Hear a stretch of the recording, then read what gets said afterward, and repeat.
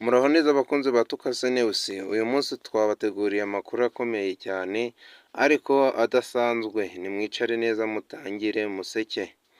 Amakuru agezweho aravuga ko abasore benshi bo mu Rwanda batangiye kugendana Power Bank kurusha amafaranga. Abaturage bavuga ko ushobora gusanga umuntu afite telefone ya miliyoni ebyiri ariko akabura 500 yo gutega moto.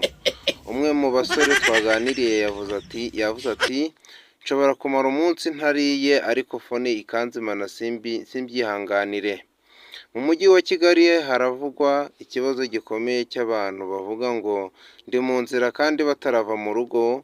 Abahanga bavuga ko iyo sosiyete ariyo ibeshya cyane muri Afurika. Umusore umwe yafashwe akoresha iminota 30 ashaka imyenda, nyuma aza kuvuga ngo ndaje nonaha kandi akiri mu gitanda. Breaking news. Abanyeshuri benshi batangaje ko Monday ari umunsi ubabaza kurusha kubura interineti. Umwe mu banyeshuri yavuze ati iyo ngeze ku cyumweru saa 4 z'ijoro umutima uhita utangira kubabara cyane, nkibaza uko ndi buramuke nuko ndi bwinjire muri class mvuga. Amakuru aturuka ku mashuri atandukanye aravuga ko bamwe babyuka bagafata igikapu bafite hope yo kujyayo gusanga teacher ataje.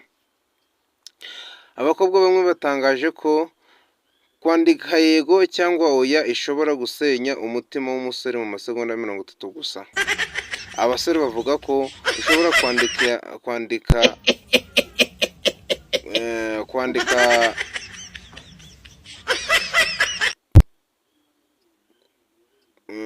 abasore bavuga ko ushobora kwandika typing ndende ugasubizwa yego cyangwa oya gusa.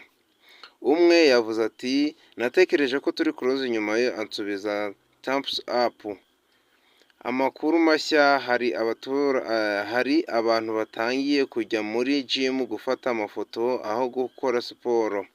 Abaturage bavuga ko bamwe bajyayo gukora selfie no kureba indorerwamo gusa. Umwe yafashwe amaze amasaha 2 muri gym ariko icyo yakoze ari amafoto 48. Nicyo kintu yakuye muri gym mu masaha 2 yose yaramazemo. Mu gihugu hose haravugwa ikibazo cy'abantu bavuga ngo ngiye kuryama kare ariko saa 6 z'ijoro barikire kuri TikTok. Abahanga mu by'ikoranabuhanga bavuga ko TikTok ishobora gutuma umuntu ava kuri video y'inkoko akarangiza asoza reba imodoka zo muri Dubai. Ngayo nguko amakuru yacu mu minsi amakuru yacu y'uyu munsi. Bakunze ba Tukase News, niba hari ikindi cyagusekeje cyane cyandike muri comment.